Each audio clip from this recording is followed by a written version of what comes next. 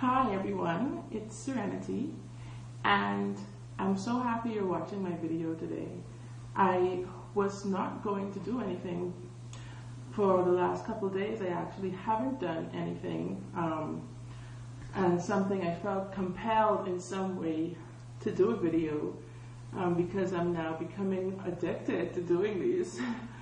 But I was listening to a whole bunch of messages and inspirational messages, videos, watching them up on YouTube, reading up on Facebook and Google, and writing my thoughts and feelings. And I mean, I was writing like a Russian novelist here, and going crazy because I wanted so badly to come up with a topic to do today.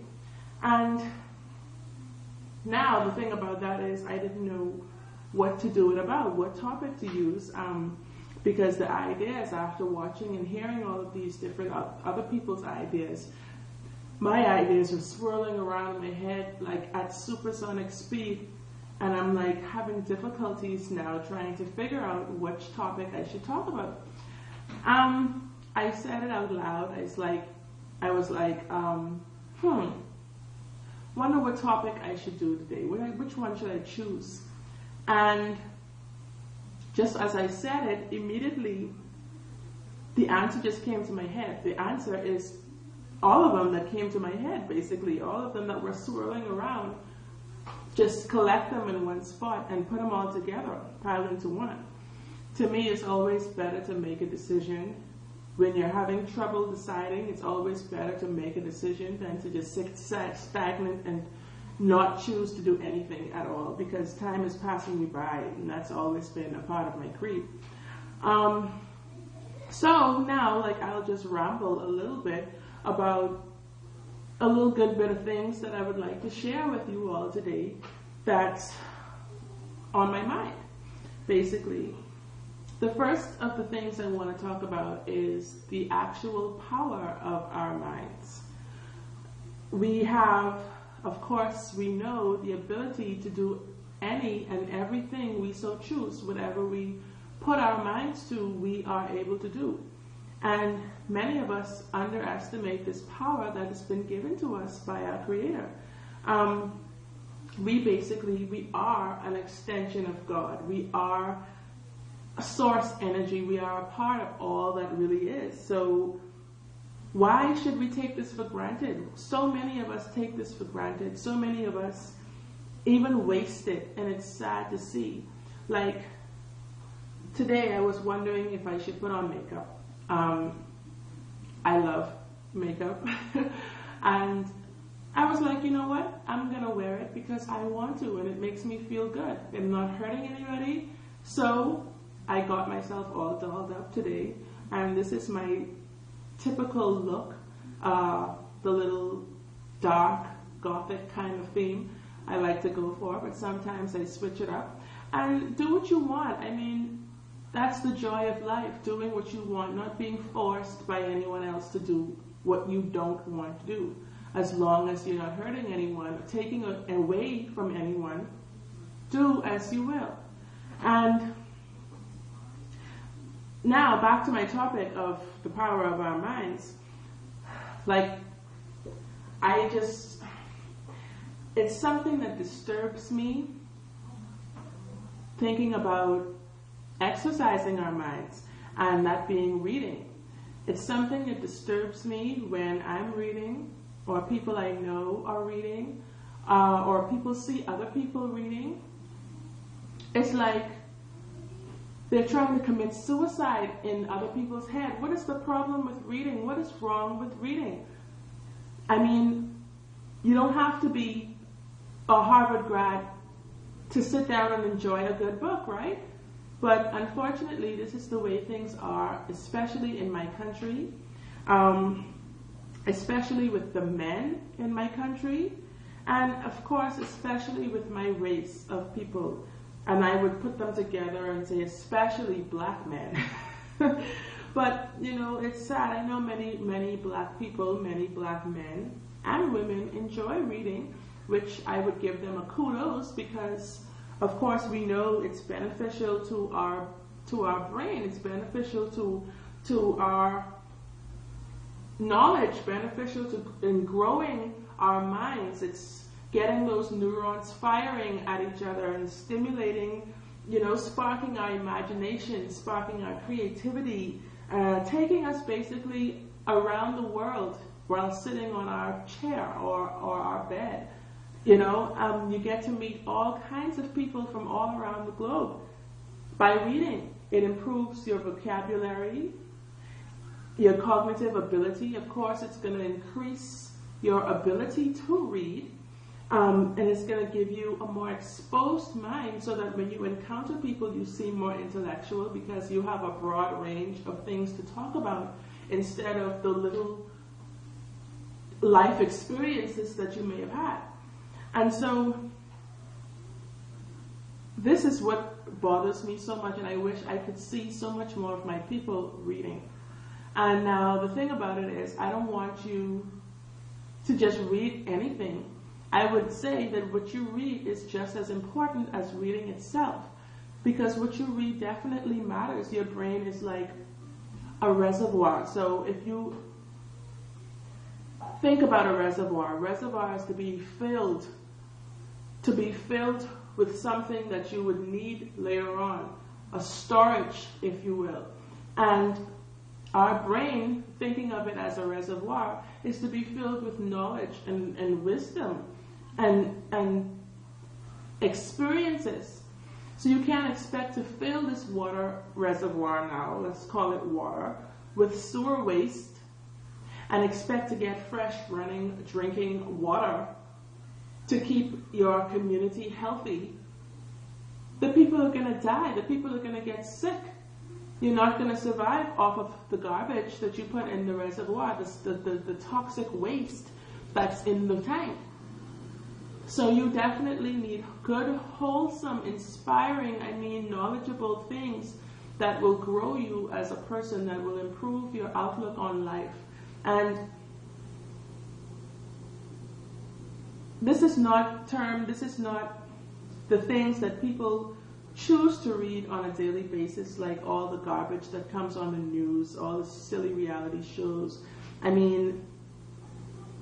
The Punch, for instance, it's just ridiculous, and this is why so many people live such a miserable experience in life, a miserable existence. And I would call it an existence because they're just existing. They're not really living. They're just, full of negativity and pain, and the thoughts can't really flow. Your thoughts cannot flow with positive energy if your mind is congested with junk. You get what I'm saying? This makes absolutely no sense. And so that was the one thing that I wanted to talk about, the one topic.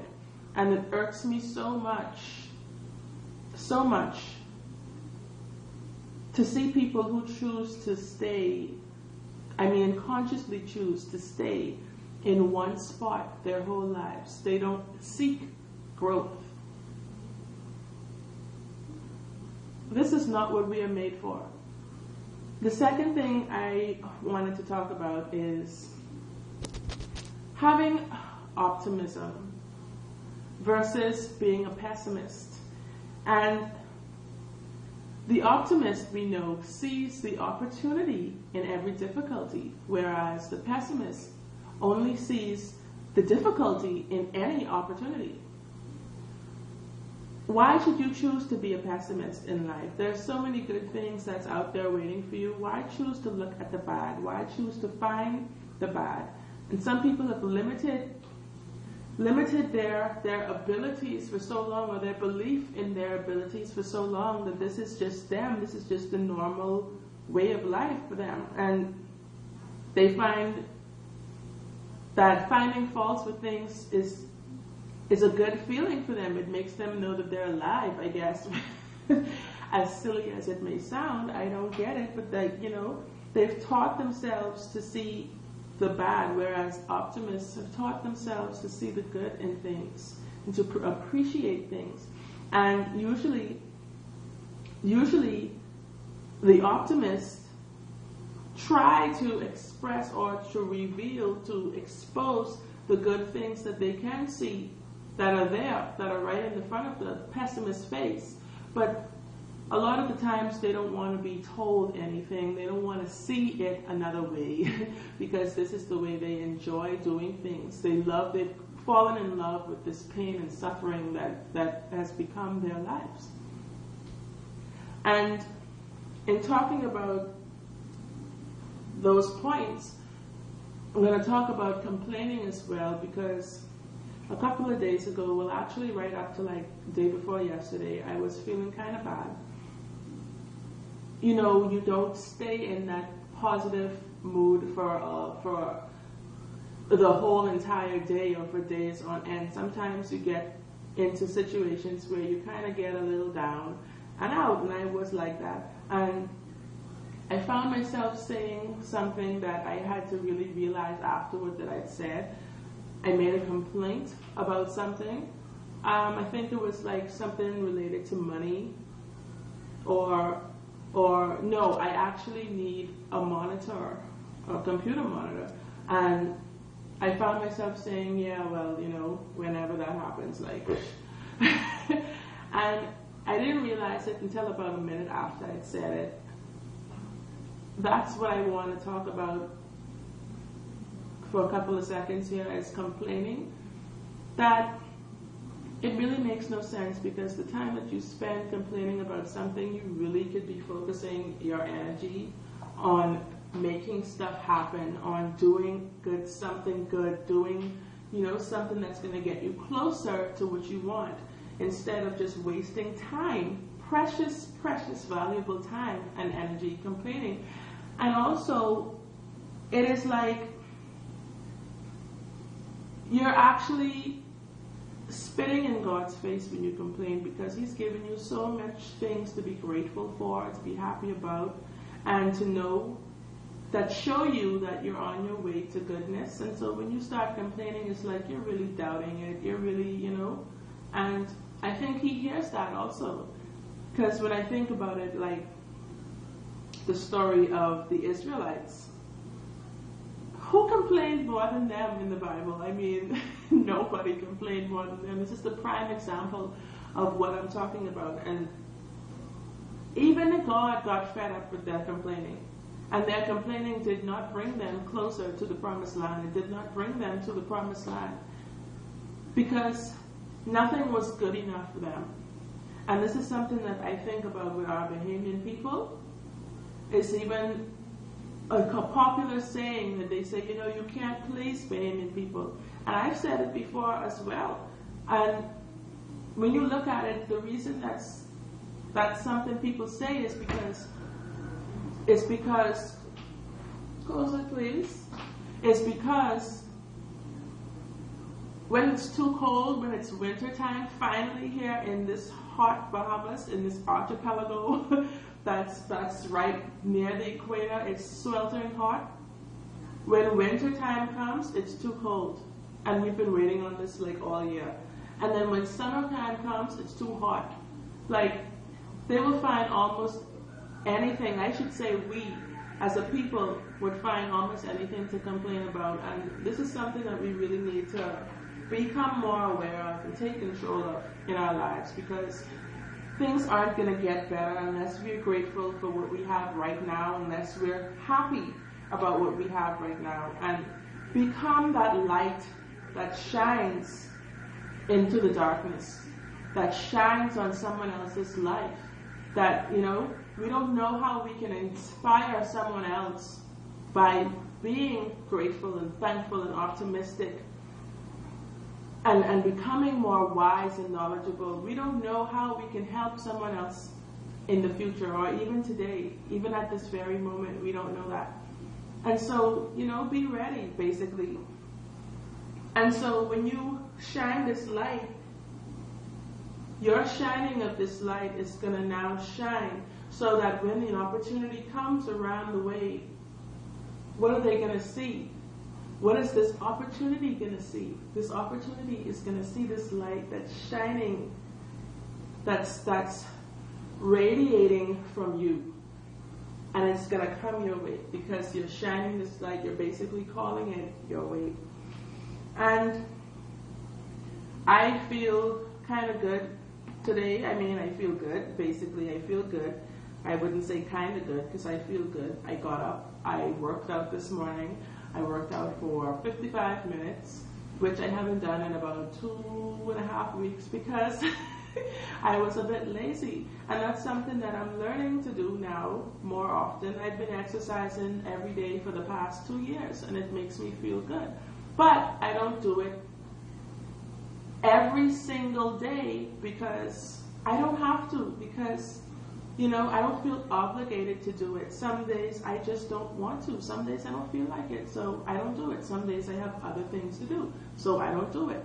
But when I feel like it, nobody's going to stop me from doing it. And I'm so glad that I'm reaching this point in my life that I'm really, really now discovering the power that I possess as a being, as a creation on this wonderful planet called Earth. The last thing that I'm going to talk about today, so I don't ramble for an hour, is erasing childhood scars. And this is going to be a part of actually shining this beacon, this light, is erasing the scars that you've held for most of your lives.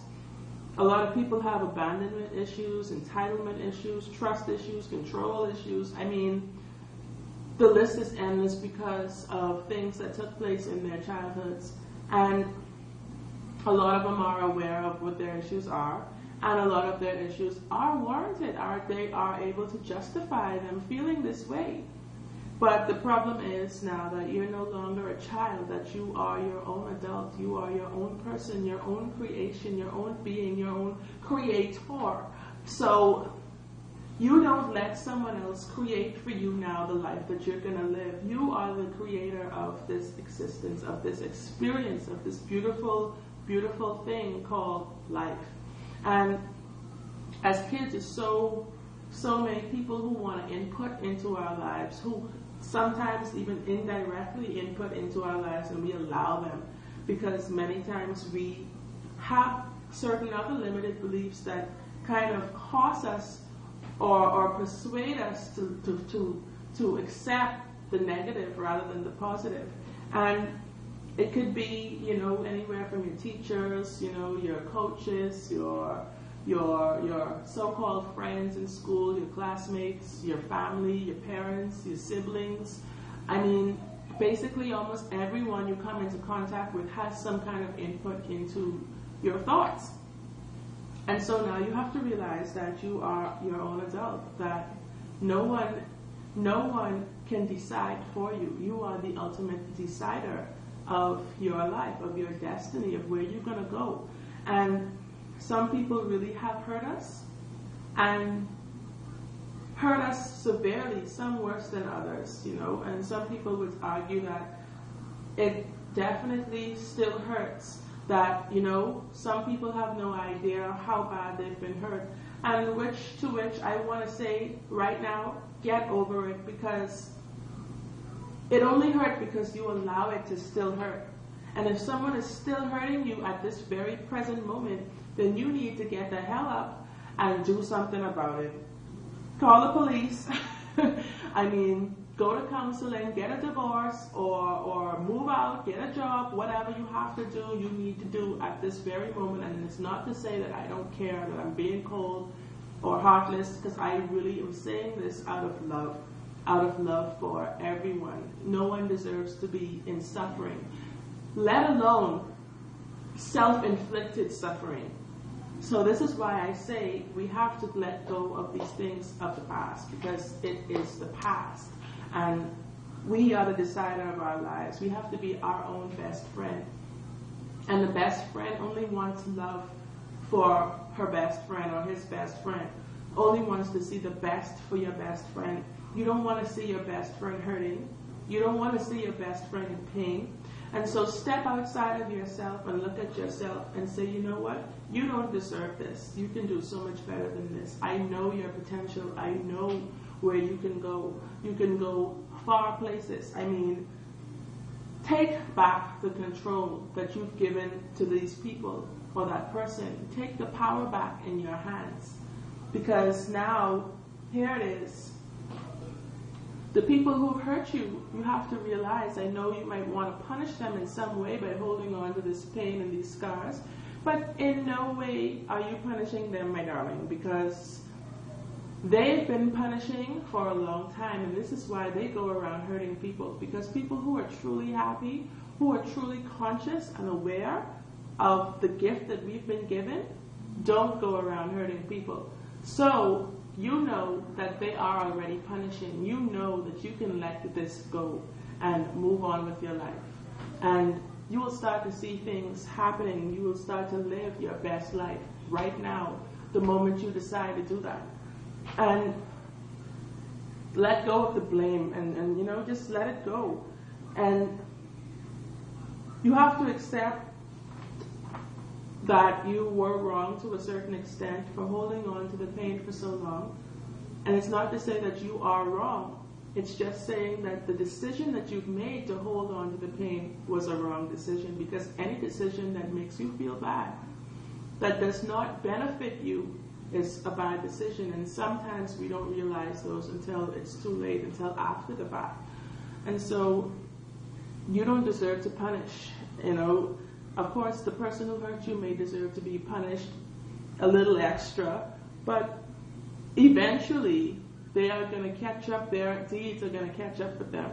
And it's not in the sense of karma that society holds the sense of karma, like, you know, there's some supernatural supreme judge who, like, you know, smites the bad people the day that they hurt you.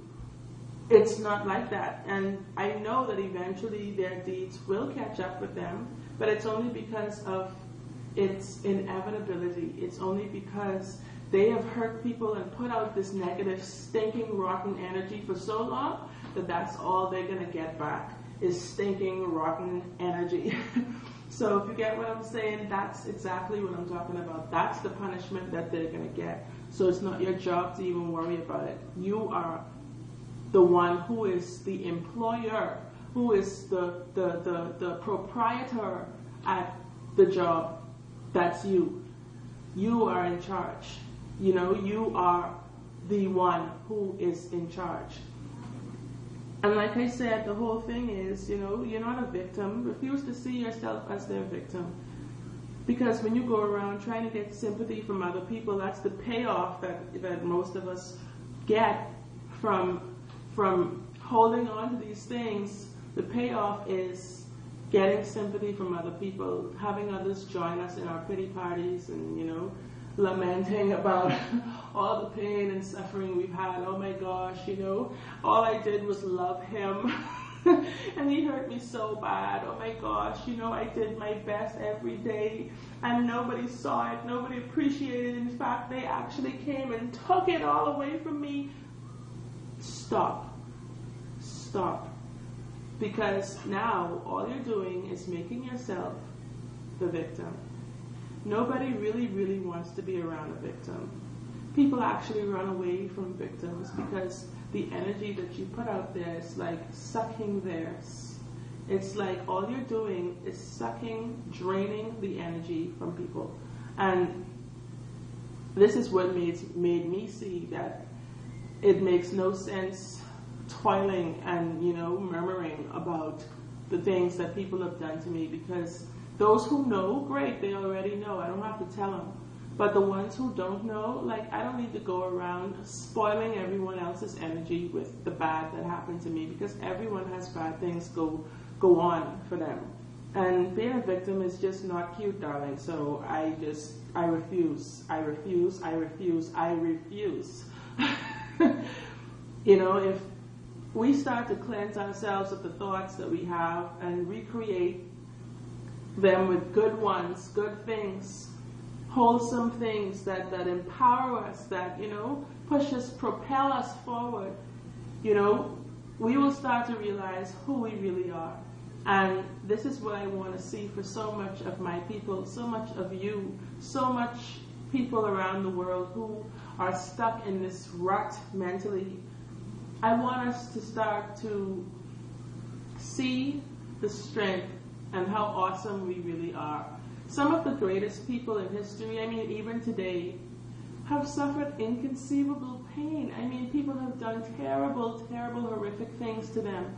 And the only reason that they were great, that they turned great and achieved all that they've achieved, is because of their refusal to let these people take away their power. It's their refusal to buy into the hurt that others have inflicted on them, and their acceptance of their own greatness, of their own divinity, of their own awesomeness, and to do what calls them in their heart without hurting anyone, without, because all of the people you'll find in history who were great, but at the same time whose images have been spoiled or ruined, or people have cast a bad light on, or have seen the true colors of them, were people who really didn't recognize their greatness. They were acting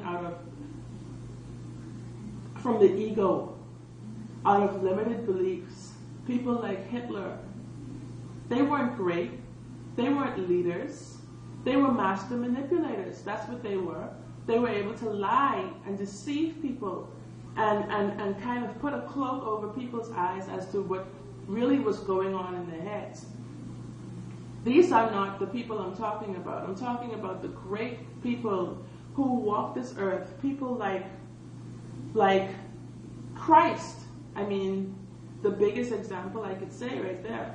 And others, of course, great inventors, great scientists, great philosophers, great musicians, it's a really broad spectrum of people who were really great in history and who've inspired people in such a good way because they exude that energy of love, of harmony, of, wisdom and strength and courage. And so I want to end today by saying that there is no way to happiness. Happiness is the way.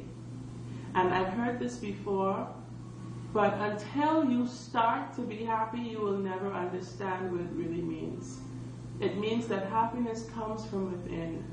No external source can give you happiness. It comes from inside of you. And I would like to see everyone as happy as they can possibly be, starting from today. That is the end today, and I don't know when I will be back with another topic, but I thank you for watching today, and I hope that I can get some positive feedback on the things that I'm talking about, because they're really close to my heart, and I feel so passionate about them. It's also my mother's birthday today. Happy birthday, Mommy! And tomorrow is my uncle's birthday, who's her brother. And so I'm going to stay in an extra positive mood for this entire weekend. Of course, each and every day we're striving to stay in this mood. But it's really a special day today that my mom gets to see another year of life. And all I want is the best for her. All I want is for her to actually really, really start to enjoy every day. Every day. As you get older, you get wiser. You're like wine.